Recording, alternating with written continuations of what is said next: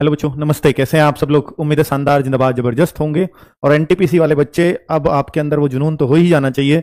हाँ, मैं मानता हूं कि आपको बहुत कम समय मिला है और वो जुनून की जरूरत पड़ेगी कि जो एग्जाम एक निकालने के लिए चाहिए होता है। और आपको इतना पता है कि एनटीपीसी सीबीटी 1 की कट ऑफ काफी हाई फाई जाती है, हालांकि जोन वाइज जाती हैं, पर जितनी भी आप पहली कट ऑफ देखोगे सब 80 प्लस के आसपास ही थी, यानी 80, 84, 83, 85 इस तरह की कट ऑफ जाती है। अब आप ये सोचते होंगे कि सर इतनी अगर कट ऑफ जाएगी तो फिर कैसे सिलेक्शन होगा? मेरे भाई 20-20 नंबर का भी नॉर्मलाइजेशन मिलता है, 25-25 नंबर का भी नॉर्मलाइजेशन मिलता है। अगर मान लीजिए 85 पे कट ऑफ भी गई तो एक्चुअल में तो उसके 60 ही मार्क्स है ना, अगर 25 का नॉर्मलाइजेशन मिला तो।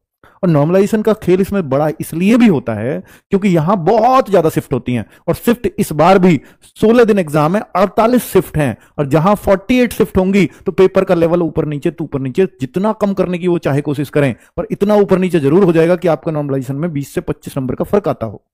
चलिए, तो ये बात है कि भाई आपको कट ऑफ पिछली बार की देख करके नहीं घबराना कि सर पिछली बार 35,000 वैकेंसीज थी, इस बार तो मात्र 8,000 प्लस वैकेंसीज हैं, तो सर इस बार तो कट ऑफ बहुत हाई फाई जाने वाला है।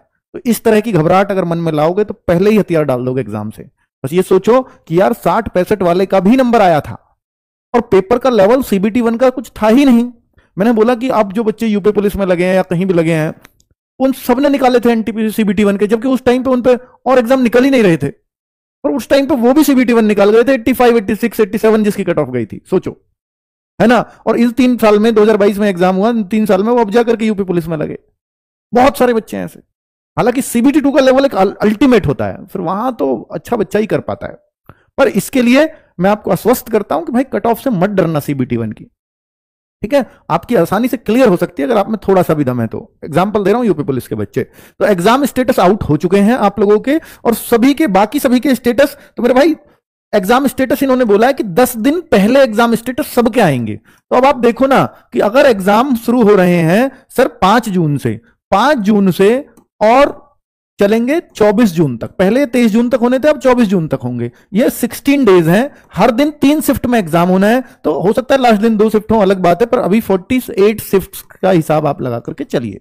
एक आध दिन किसी एक आध शिफ्ट कम भी हो सकती है, ऐसा हो सकता है, ऐसा पॉसिबल होता है, पर मैं फिलहाल 48 शिफ्ट मान रहा हूं। तो 10 दिन पहले एग्जाम आपका स्टेटस आता है, और जो एडमिट कार्ड है वो आपका 3 से 4 दिन पहले आएगा। एडमिट कार्ड 3 से 4 डेज पहले, यानी इन बच्चों का केवल स्टेटस आया है और कुछ नहीं आया। और स्टेटस में क्या क्या आता है?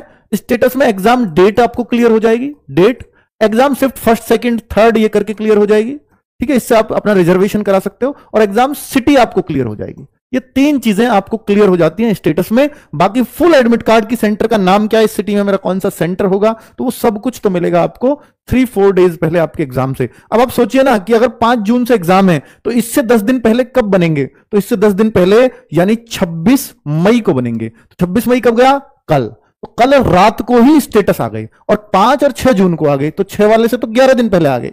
तो कुल मिलाकर के ये 10 से 11 दिन पहले स्टेटस आ जाता है। अब हो सकता है आज किसी के भी स्टेटस ना आए, लेकिन कल को हो सकता है अगले 2 दिन के और स्टेटस आ जाए। जिनका 7 और 8 को एग्जाम है उनके कल स्टेटस आ जाए।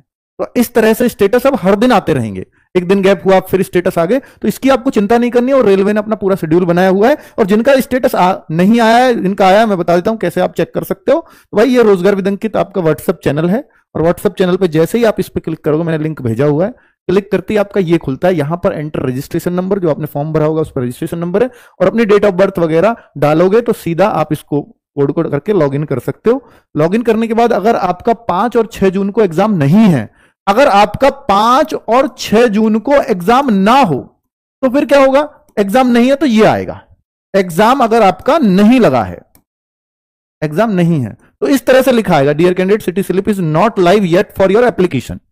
तो इससे घबराना मत कि आपका कहीं फॉर्म कैंसिल हो गया, कुछ रेड में लिख के आ रहा है कि अभी आपकी अवेलेबल नहीं है। इसका मतलब है 5-6 जून को आपका एग्जाम नहीं है। अगर होता तो फिर कैसे आएगा सर? 5-6 जून को अगर एग्जाम होगा तो ऐसा खुल के आएगा। इसमें खुल के क्या मिलेगा भाई? किसी का नाम है, ये नाम आ गया, मेल है, फीमेल है, और कैटेगरी आ जाएगी अपना, और यहां पे आएगा कि आपका परीक्षा का शहर कौन सा है, लखनऊ है, स्टेट है उत्तर प्रदेश, 5 जून 2025 को आपका एग्जाम है, और पहले ही पारी में एग्जाम है, ठीक है, ये 5 जून वाले का होगा। ये 6 जून वाला एक एग्जांपल लाया हूं। जयपुर मेरा शहर है सर, राजस्थान में मेरा राज्य पड़ेगा और पहली पारी, तो राजस्थान के बच्चे का है, ये यूपी के बच्चे का, यूपी के बच्चे को यूपी मिल रहा है, राजस्थान के बच्चे को राजस्थान मिल रहा है।